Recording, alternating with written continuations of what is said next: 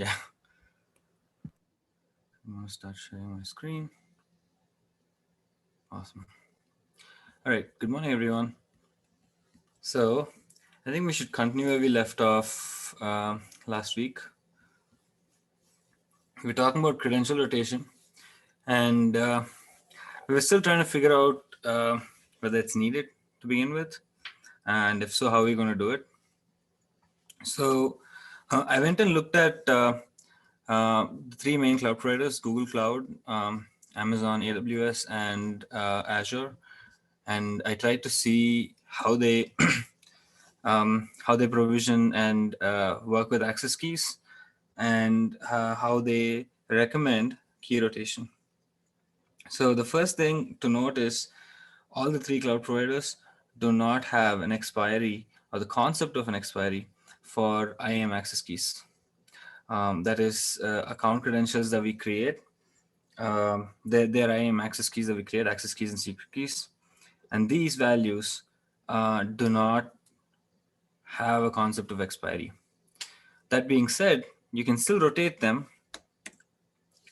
either manually, where you create a new one and delete the old one after your applications have been given the new set of keys.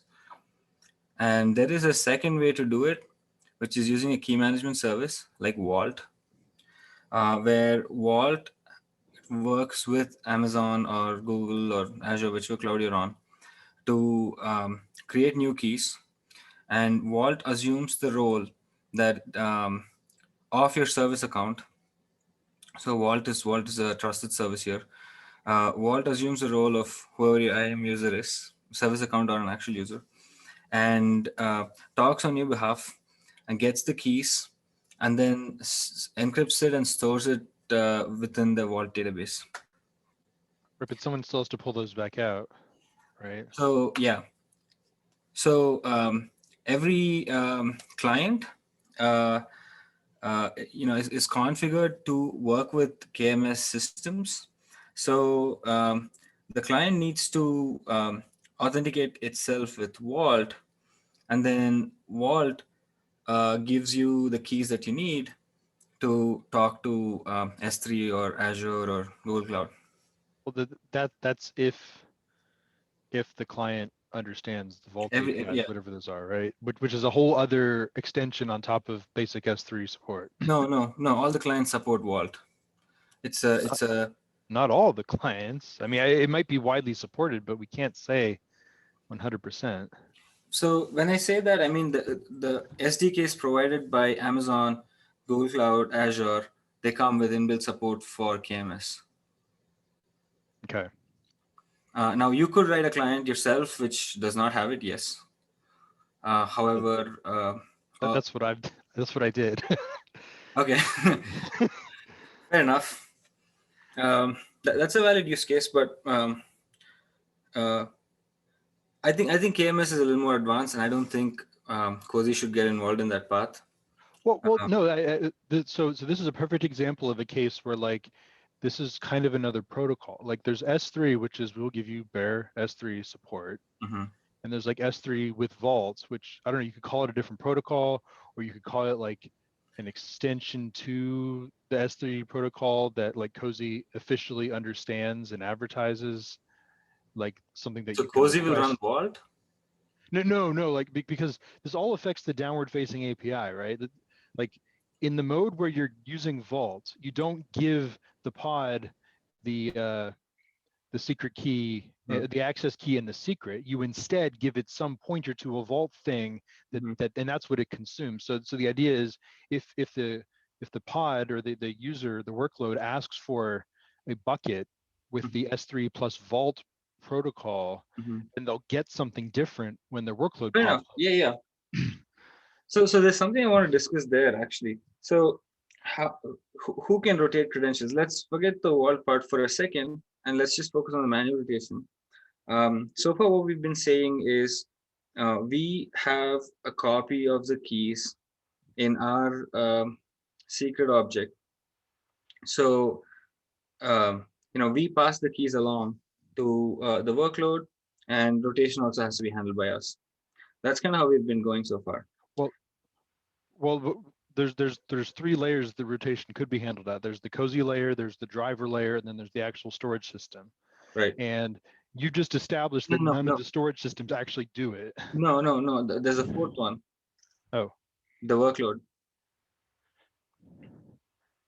So I'll tell you why that's well, a valid. so but how would that make sense in the cozy context? Because in the cozy context, we are responsible for minting credentials. That's the whole Exactly. VAR. I'm just bringing up what how AWS recommends we rotate credentials. So what it says is, I'll open up the page. Um, where is this? Oh, here. Okay. So whenever we create a AWS service account, for this service account, we can allow itself to change its access keys. We don't need to give the rest of these things. Maybe get users something we give, but um, we can allow itself to change the access keys or rotate itself. Um, and again, AWS SDK clients already know how to do this just by default. If they have a service account that can authenticate to S3 Yeah, for AWS. that we can control. But I mean, no, I like this is important. In the model we've created with Cozy, Mm-hmm. you don't have that, right? The only thing that has Yeah. that is the Cozy driver. The only thing the Cozy driver delegates to the workload is the access key and the secret. Right, and Because we wanted to be in the middle of this process, right? If you want to just give the pod the okay, so the let, um let the let's service account access to S3, then it doesn't need Cozy because it can do everything. It can just go talk to the AWS endpoint, create buckets, delete buckets, mint credentials, rotate credentials. Like the workload is doing all of the work of Cozy at that point. we want to manage bucket life cycles. The workload can't do it, sharing and everything. However, uh, rotation alone might be something workloads could do. Um, we could say, okay, so maybe we could say whatever access token we provide through Cozy, and I'll tell you why I'm thinking like this. Whatever access token we provide through Cozy is only good enough. It doesn't actually help you talk to the backend itself, but it does allow you to create access keys and access keys for that specific account. That's something that it lets you do, or for that particular bucket. Um, and so whatever we store. Mhm. This isn't an S3 thing. This is like an Amazon specific API. We have the same thing in Azure. We have the same thing in Google Cloud also. But do the APIs look identical? What do you mean by look identical? Is the REST format the same? No. Yeah, that's what I'm getting at. So like an application to perform this function needs to know what the provider is. It's no longer portable to any S3 implementation. Mm-hmm. So like if you want this functionality, like you're stepping outside of Cozy and basically saying, you know what, I'm doing it all myself because I know I'm talking to Amazon or I know I'm talking to Google, and I Fair will enough. call the Google specific or Amazon specific APIs. Mm-hmm. I, I really feel like Yeah, like I like know where you're coming from. Yes, I so don't think offloading some of our responsibility to the workloads. It's almost like what's the point of Cozy at that point? Well, for the well access. no so like I want to be clear, like you were absolutely correct that the workload can do all of this, but like if they want to, they're not using Cozy. They're just doing Right. it, and that's fine. Like if you want to be in the Cozy universe, like then this is our job. No, I'll tell you where I'm And coming from. I'm not proposing that we should let the workload do it. I'm saying of these four layers, the workload is the only one that can actually precisely rotate. And what I mean by that is, mm, if you look at who knows when exactly to expire the credential, it's the workload. Um, if you go ahead and delete a credential prematurely, um, and the workload's still using it, then the workload stops getting access to the data. Now, if you It's just because we don't have a control plane for that. It's not because. right. On the other hand, I That's don't know any workload that's doing that today. true. You mean rotation? Yes. Uh, Pretty much every workload does it. But it's enabled by default through the clients. That's all. No. But I mean, do you know of any, let's say open source software that uses that includes rotation within its code, workload code? I mean, Menayo does. No, unrelated to. So Understood. I'm not saying platforms. I'm saying take a workload, right, Mhm. that works with AWS, Mhm. and which workloads like that would automate rotation inside the workloads code. Let's look it up right now. I'd like to make a counter proposal because I had a different idea of how this could work in theory. But complete this thought before we go Okay. there. So Go ahead. Go ahead, Sid. Sorry. so so to answer your question, are there any workloads that do key rotation? I know that customers of Minayo who basically have data on the cloud and they're moving it to Minayo on-prem or doing the other way, they do credential rotation. I'm sure they do, but For their, I just argue that this is an administrative task more than a user task. I see your comment. It's not I'm saying that nobody's implementing this API. I'm sure it's being used, but I'm also saying that I don't know of a user Application. application, right? Writing the code and then including in that code a rotation. So it might happen. I'm not saying, but I think it's still esoteric that an application would get to the point that it includes the policy to rotate. Yeah, so this is where I think it does. Like look at this is Spark. To talk to S3, use a credential provider, and the credential provider. You see, there's no access key, secret keys given here, even though you can give it's fs.s3 or access key and fs.s3 or secret key can be given hard coded, but they've chosen to go the credential provider route. And depending on the credential provider, like internally, it ends up rotating. Yes, the application logic itself doesn't deal with that at all, but credential providers. So what is doing it? The SDK would rotate in this SDK, case? yeah. Every SDK provides it. That said, you would admit that to do this, you have to have a service account that is able to basically mint credentials. Agreed. Which means that if you mix this with Cozy, you can circumvent all of Cozy's security if you do this.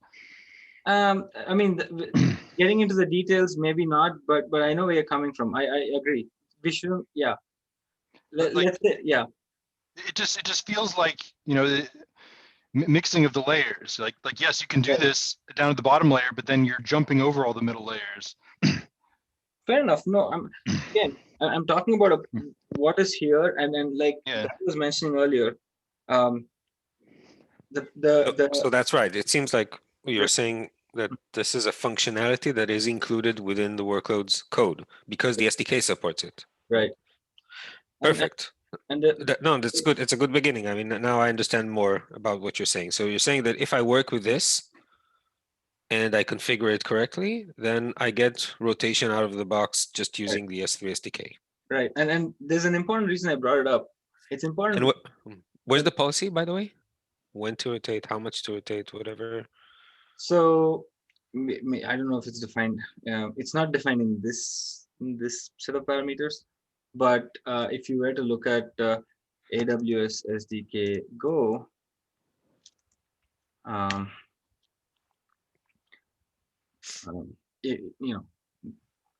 it comes with every provider comes with an expiry. Let me pull it up.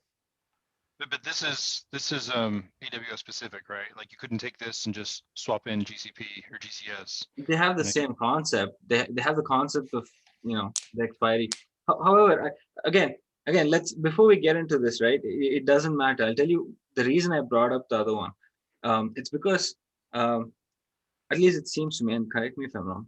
it seems to me that the best place to initiate the rotation is from the workload side, and they don't have to do it, but but they're the Not the best workload. people when to start rotating. So I would still just to make a one distinction here. I'm not sure if it's correct or not, but it is the workload code that is doing it, Mhm. but it's not that the workload is really the one initiating SDK. the configuration and all of that, like the control, right? Mhm. It's mainly just the user application just saying, do this for me to Yeah, somebody, and that somebody is just not Kubernetes, it's just the SDK. But yeah, that's so right. it's not really that I would write the application and start coding my rotation Mhm. logic into it, right? Well, So so I like this example because I can see a future where if we put the right APIs into Cozy, like Yes, Spark could develop the integration to just talk to Cozy and make the right thing I- happen, right? exactly.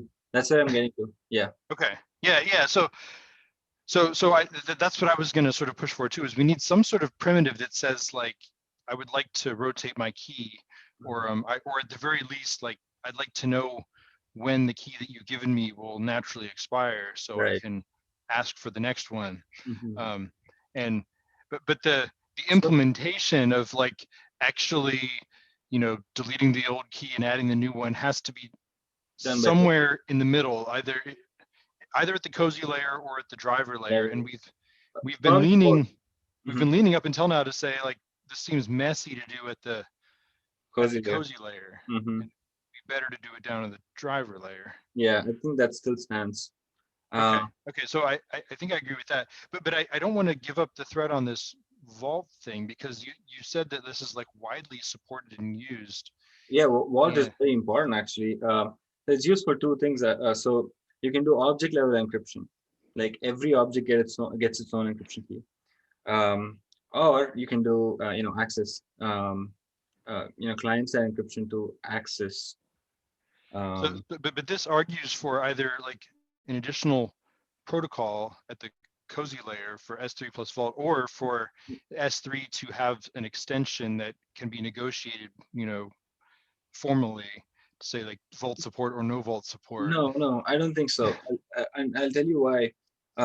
That's completely a function of the driver and the backend. The provisioning workflow and accessing workflow, again, even the rotation, maybe we initiate the rotation again from cozy. However, at the end of the day, you provide credentials the same way, and it's just the client is configured to access the backend slightly different way. And then again, every client knows how to work with Vault. Um, Single sign-on, simple token services, process credentials. I know what that is. Easy to roll. but the question is, are you saying that we are going in a path where Cozy has an SDK Oh, inside the definitely. workload, Oh, and definitely. right, and then we can include in there rotation, or Mhm, even configurations which come directly from the driver, or mhm, from through Cozy mhm, basically to the pod, mhm. and the SDK is the consumer of it and not really the workload itself. And Sure. Yeah. I mean, if the workload wants to circumvent, that's fine. You don't have to use the SDK, but yes. right, and we're going for, do you think that an SDK in that space is better than a sidecar for the application, so it's easier to integrate with an SDK for applications, or Well, I think integrate with a SDK. sidecar? Look, SDK is a problem, to be honest, because how many languages are going to write the SDK in? Um, Yeah. so yeah, we'll have to think that through. Um, so anyway, so first thing is for alpha or even V1, we can actually go with simple credentials like access token, secret token. But this is something we have to support down the line. I can, every customer we have wants to, they deploy KMS most of the times. Um, so I can see But that. I don't see the migration path. Like if our downward facing API is defined in such a way that you're going to get like a few well-known parameters, here's the bucket name, here's the endpoint name, here's the here's the access key, here's the secret, you know, yada yada down the line. Mhm. And then we in the future we say, oh well, now you're going to use Vault to get your keys, maybe, or So, optionally.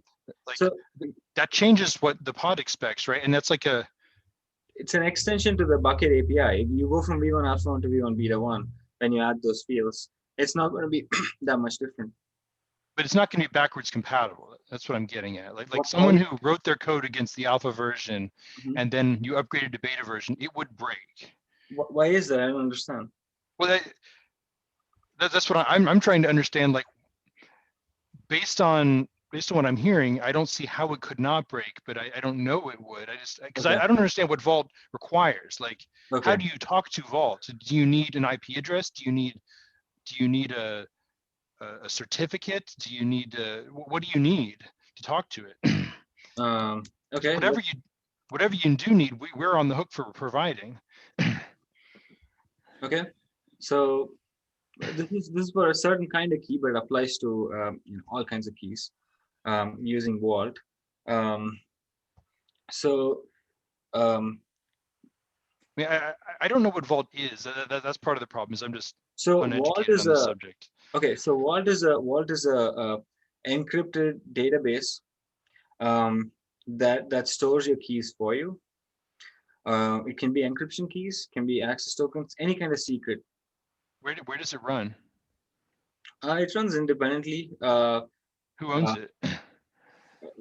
Usually admins with Yeah. some hardware or anything like that that Okay, so like provides. so if I'm a Kubernetes admin, I have my own instance of Vault that I am maintaining, Yes. and that Yeah, I have essentially. pointed my cozy drivers to say use this. Mhm. Like so then the only way that a workload could ever find out about it is if we provided the details to my instance of Vault directly to the pod. Yes. So like these are new fields in the downward facing API that you're Yes. gonna. So what I'm getting at is like if I wrote my workload to be compatible with the alpha thing where none of this existed, and then like you upgrade to beta and now this exists, like I'm going to ignore all of these new fields, right? Because I'm coded against alpha. And now if I don't get my access key and my secret key in the normal place I'm expecting them, my workload just won't run. Well, No, but isn't that the case we for can it? also we can also get the keys from like to the volume. I mean to the pod from Vault if that's the integration needed. I mean, Mhm. I think if we're trying to add more plugins into Cozy this way that it supports more features, it doesn't mean that we have to change the downward facing API. It Well, I just mean, means that I actually like all these. I think this is a great future thing to add. Right. But I just want to make sure that we add it in a way where like, if I wrote my, let's say we weren't going alpha, beta, GA, let's say we were V1, V2, V3, right? And so we're working on V1 right now. And if somebody consumes V1 and then we add a V2 with more stuff, like there should be a path to basically say, Migration. I need V1 support. You know, the right. server may be doing V2, but like as a client, I don't want to get left behind. And so it's like, give me the V1 version of the API, and then people who do understand the next version with the extra So parameters can get that. But we just that's have to fine. be backwards compatible. No, that's by default. The way we do it is already that's how it works because the version of the downward API is the exact same version as that of the bucket. So we already have that just by Uh, design. no, So I think I'm looking at the API. I think workloads are not interested in this. They would really rather this entire thing to be invisible for them.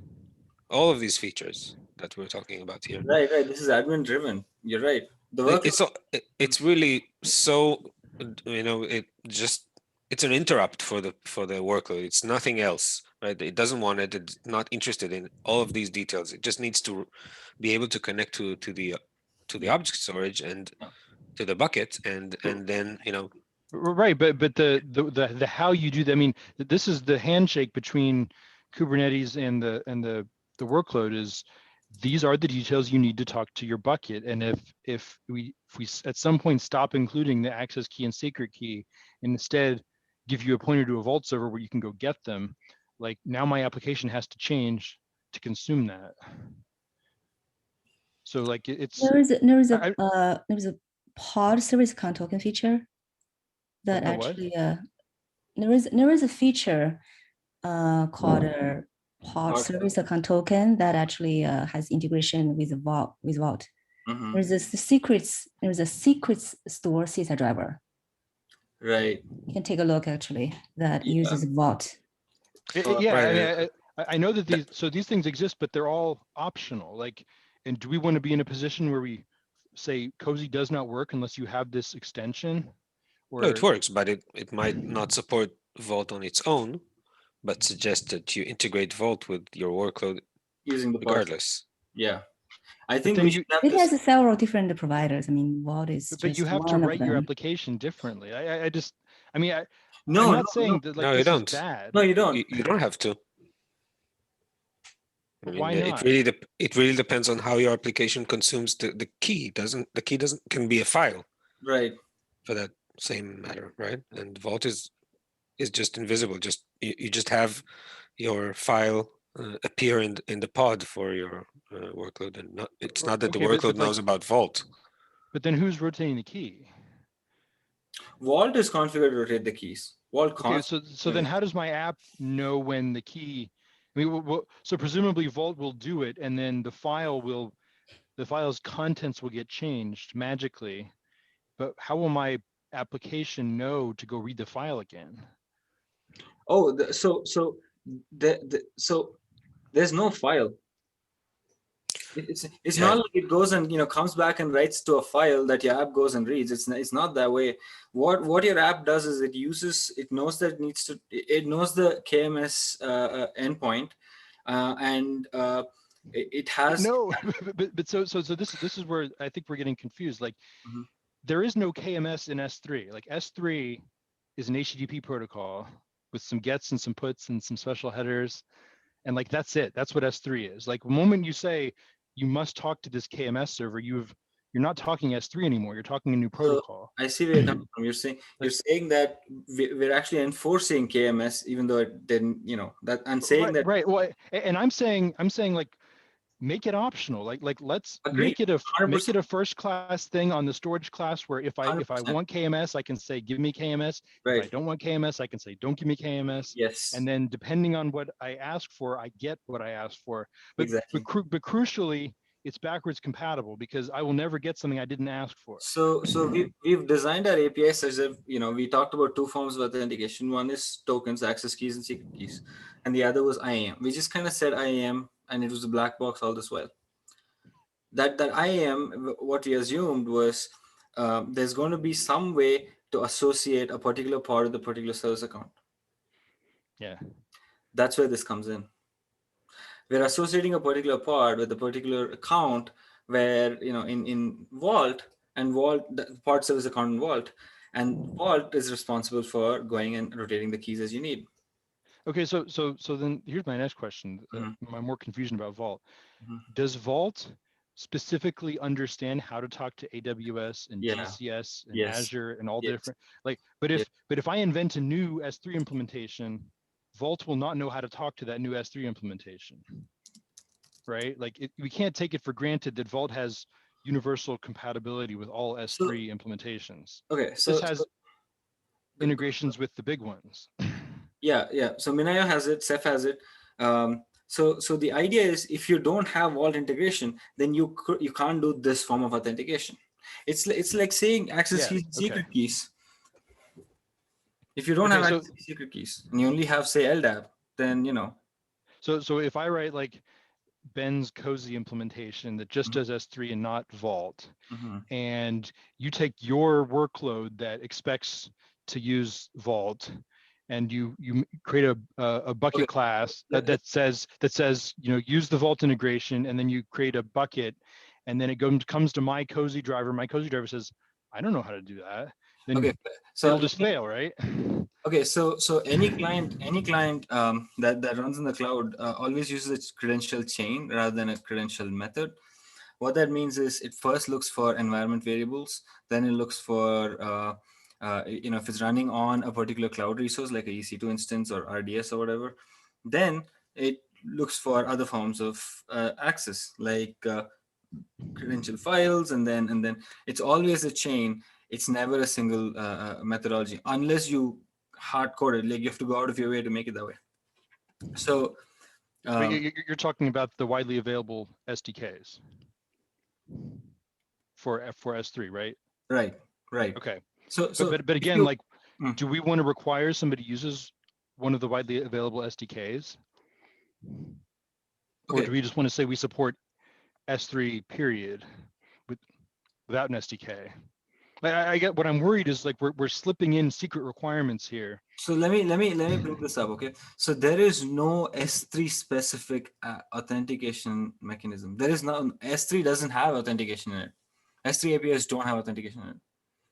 They do. I mean, it's the No, way it's they perform authentication is by IAM. doing a bunch of cryptographic calculations and sticking some HTTP headers in the request. So by IAM.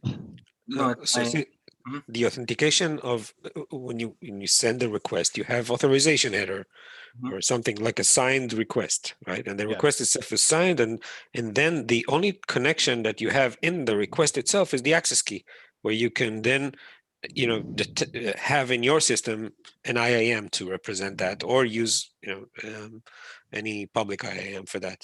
But So the IAM itself is not part of S3. It's not needed to. The signature itself, the authentication to that specific identity.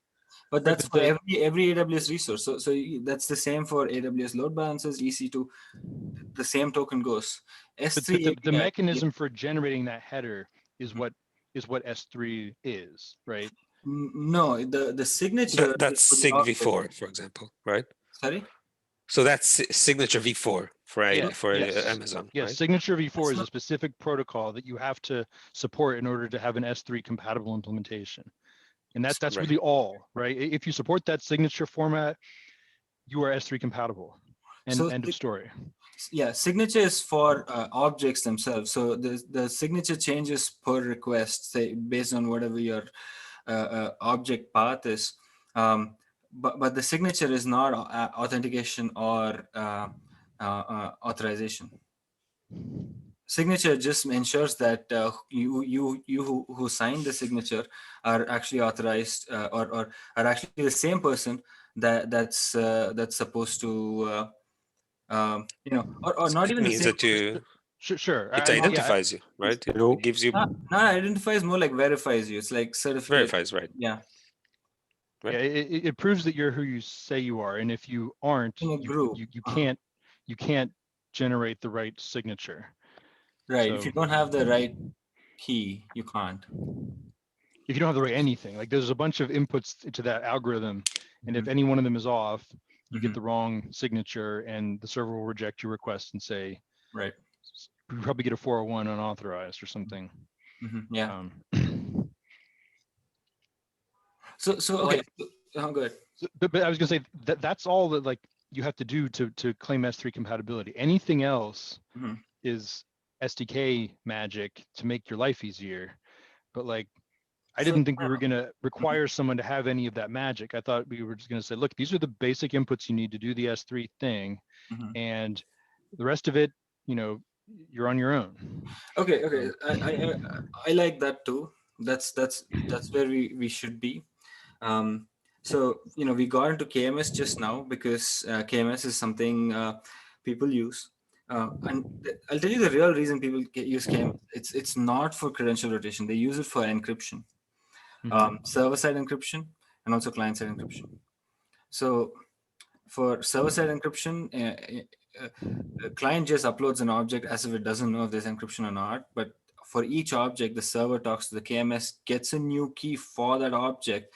So it's a different key for each object, gets a new key, uses that to encrypt, and then responds to the client saying it's written. So for the client, it's transparent. But then on the server side, every object is encrypted. Then there's client encryption. Go ahead. I like the idea of treating all of this as an optional extension that is very, very valuable, but that you have to opt into. And similarly, cozy drivers have to advertise support for, right? Well, if it's transparent, it doesn't have to, but in client-side encryption case, yes, it'll need to say, hey, talk to the KMS, get the key, encrypt it, send it to backend. Well, no, I'm saying like you have Vault has to be compatible with your server Client. to use it at all. So if you write a new S3 implementation that Vault Well, doesn't know about, Mhm. you're out of luck. True. But so for server side, we don't do anything. It's completely transparent to the client. It doesn't even have to know it's encrypted or not on the other side. But for client side, the server doesn't have to know about Vault. For client side, the client talks to Vault, gets a key, uses that to encrypt the object, and puts it there. So for the But how server, does Vault get the key if it doesn't know about the server? no. The Vault doesn't get an access key or secret key. The access key, secret key, Vault is just a store. It's just yeah, a key for store. an encryption key. The application is storing Yeah. So the key. who's wait, what? So Vault can store two things. One, so actually Vault can store three things. So I was talking about server-side encryption. Encryption is different from authentication. So for encryption use cases, Vault doesn't store access keys or secret keys or regions or any of that. It just stores encryption keys. So Right, those I keys get have that. nothing to do with access and secret. Sorry? I get that. So, but for Right. the access and secret part, where you're getting like the benefits of key rotation, yada yada. That's And that the client has to know. Yes. For that, Vault has to know the backend S3. yeah, Yes. right. So what I'm saying is if I have an S3 implementation the Vault doesn't know about, I Mhm. have to say that I don't support that. Right. And then if the user asks for it through their bucket class, I have to say, No. fail. Yeah. Okay. So yeah, as long as we Agree on that. yeah, so then but then it has to show up somewhere in the Cozy spec saying like here's how you advertise support for Vault. Mhm. Here's the Cozy RPC where the sidecar asks if you support it and you return true or false. Mhm. They get all the end-to-end Needs to be handshaking worked out. to see if Vault is going to work or not. Right. It needs to be worked out. Agreed. But Okay. even before we go there, I think that's something that we do post alpha. In this, we can start working on it now, but we start implementing it post alpha. But even before that, we have to go back to this question of, so we've been talking about KMS based authentication. We haven't really finished designing manual rotation, where we create a new key, give it to the application. Once the application has it, all of the applications that use it have it, we delete the old key. So how do we make that happen? How do we know that all the pods that require new keys have gotten it? But I thought that the direction you were going with all of this was that like if you want rotation, the right way to get it is through Vault. Yeah, that's my inclination, to be honest. Yeah, and then we could say like if you don't support Vault, you're just SOL, and you can have one key and one access key and one secret for the lifetime of your workload, and that's it. Yeah, And we just don't offer rotation unless you go with this better way. yeah. That's my, from the beginning. That's what I've thought. So that makes sense to me, except that now there's a roadblock that I see, which is if Vault doesn't integrate with my thing, I can't do key rotation, period. Yeah, Right? you don't have advanced authentication. No one's going to use you in production if they can't do key rotation. If they can't use something like Vault. Right, So so if I'm trying to invent like a new S3 implementation, mhm.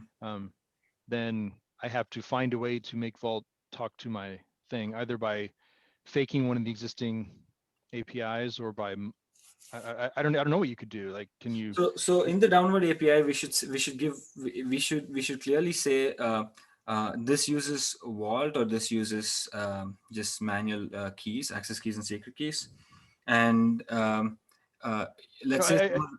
Mhm. Yeah, I think we're agreed on that. There's no disagreement about that. The problem is a cozy implementer who wants to write a new driver Mhm. for like and just full disclosure, like I don't know what NetApp does here.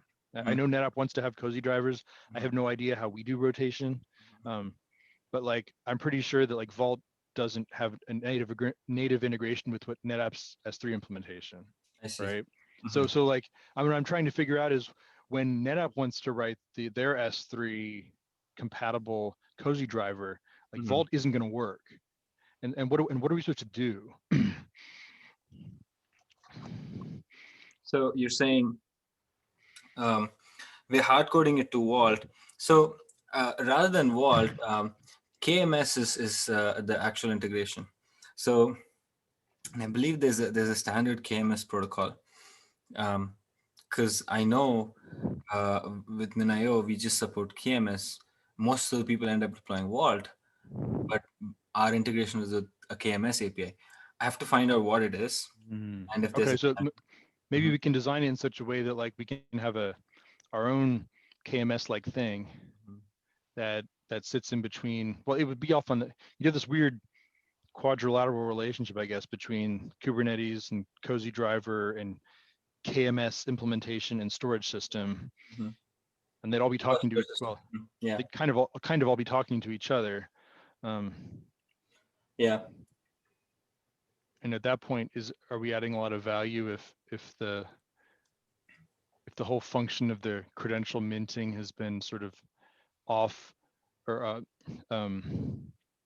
offloaded onto the KMS, and like what function is Cozy providing at that point? It's saying Rotation. I create my BAR Mhm. and I get something in response to that, Mhm. but like the something I get is just basically a promise that I'm going to be able to talk to a KMS to get the actual key. But what does the application use? I mean, an application that uses KMS, what does it do there? I mean, So it does. what is the application doing? So the application again, it's all from the SDK. The SDK does it. The SDK uses KMS to get the latest set of keys, or the SDK uses the KMS to encrypt whatever object it writes to the backend. Encryption is not something we have to talk about right now. Go ahead. But furthermore, like when the application gets the keys, like so the thing it gets it from has to put the keys on the actual server or talk to the actual server to get the keys from it to put into the When you say server, you mean the storage system. storage. Yeah, the storage system has to agree with the KMS on what the key is. Mhm. And I don't know if that's a push or a pull or something talking on the side to both, right? Yeah. So And also the application itself, when it talks to KMS, does it then doesn't take the role of controlling the rotations, right? It's just probably just pulling or something. Yeah, from but KMS. mostly from what I know, it's Vianney speaking. From what I know, the KMS is mostly used for managing keys for encryption yeah. data. Right? Yeah. Right, and that's even not really- even further. It's not for this use case at all, right? It's For the tokens, for instance, for Amazon, the right technology is STS. So it's What a is way. it? So yeah, go ahead. the But secure it's a way. tokens. It's a way to mint a token with an expiration time. And what you're supposed to do is to, in the back, when you know the token is about to expire, to renew, to ask a new token, and you manage the transition and all the best you can. That's Yeah. it. So Right. talking about simple token service. Yeah, security token service. Yeah, so this always comes with an expiry. This is unlike access keys and secret keys. Generally, what we use STS tokens for, again, it might be used for more things too. But generally, what we use it for is to give you public downloadable URLs, public upload endpoints that are valid for, like, say, 7 days or something. So It's temporary credentials, basically. You just get a temporary credential, you use it for the amount of time it's valid for, and then if you need new credentials, the STS protocol, the STS service, that's what AWS provide you with, can help you to get new tokens for new But is the format of temporary. these temporary tokens like an access key and a secret key, or is it like an No. Amazon Yeah, access yeah. token? It No, is It is. plus a token. no, it's a single session token. That's all it is. No. Okay, but like No, Look it is access key, secret key, and a token. Look at the It is. link I posted on the chat. This is a new it's a triplet of access key, secret key token. Right. And it's okay, and exactly. these access keys and secret keys will expire at the appropriate time. Yeah, so it's interesting why they introduced the session token instead of just making the secret key temporary, right? But I think it's because they wanted to make a clear cut between the what they call the static applications and the dynamic applications. So if you use a token, basically, it means you have an expiration time. Right, but if you don't need the token to actually talk to the S3 endpoint, right? You just need the access key and a secret key, and you can use those until the expire date. No, you need the all three. How do you get the? Go ahead. How does the token figure into the signature algorithm? It fits. It's just really they just added a new parameter. It's exactly the same. The signature algorithm takes all headers basically. So go up a bit, and they show you. It literally says right here, you add the session token to HTTP header or the query string parameter, but not both. For information about signing HTTPS API requests, see signing in AWS reference. But go up a bit on the page, you will see there is an SDK here. Yeah, you see. Yeah. Every SDK supports it. You know, I think even I was showing it earlier. So if you see here, I'll show you. Static provider, access key, secret key, and token. Yep. So. So for me, when you mint, because I actually wrote a cozy driver already for Scality. So very nice. Yeah, it's working and all. So it's working with current code. So today we return basically access key and secret key inside, and a file. So actually a temporary volume is mounted inside the pod and all. And then the application can consume it just like it was a special Amazon credential files, for instance. But is the session token used? No, but ideally, instead of generating a static key, I would generate a token and I would return the triplet to be stored in the .aws/credentials file, and then the application can consume it directly. So this part would work, in a very straightforward way. But then, who would do the refresh? That's the point actually. So last time, I don't know if you were here, but we discussed that probably those keys are going to be used for at least 1 day or a couple of hours, 1 day, 1 week, 1 month, and designing a system which basically refreshes keys every minute, and so. I think it's not the goal. So ideally, go ahead.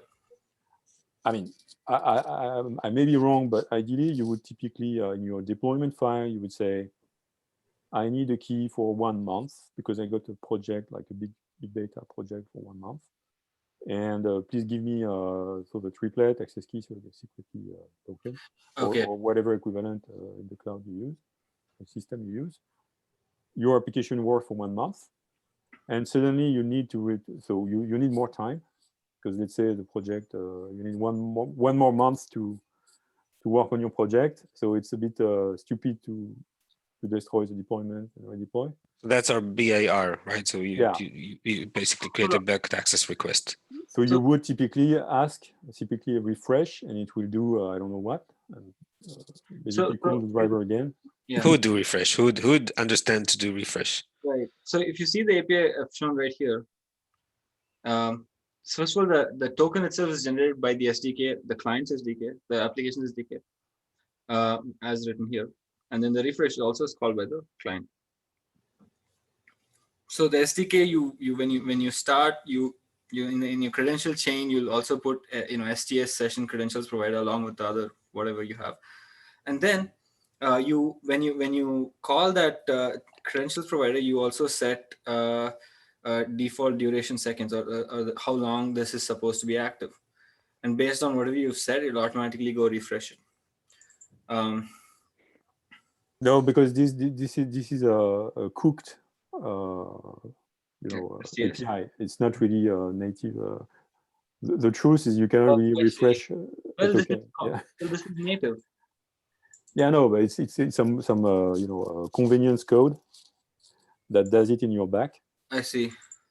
But in fact, the only way to refresh is to generate a new one, right? But you find, for instance, in some Python libraries and stuff, like convenience code to do that in your bag for you transparently, right? But in fact, you can. I'm pretty sure you cannot refresh the token. You have to generate a new one. Oh, you mean the application cannot refresh? You're saying? Yeah. You see, Okay. if you use like a convenience API, Mm-hmm. typically there are plenty, Boto3 in Python, stuff like that. Mm-hmm. They they monitor the expiration time, and when it's about to expire, they generate a new token in your back, and they make sure the application can transparently access the new credentials. But how do they generate it? They need like powerful credentials for that, right? No, they just generate a new one. What do you mean? There is no way to actually refresh a token. Right. So, but how do they get access to generate a new one? Don't they need another credential? No, this credential is created with the ability to create tokens. So, I mean, I don't see. They assume a role. You know, in Amazon actually. Yeah. So let me ask you this. So if I have access key and secret key, so this is the Boto class you're talking about. This is the Boto class.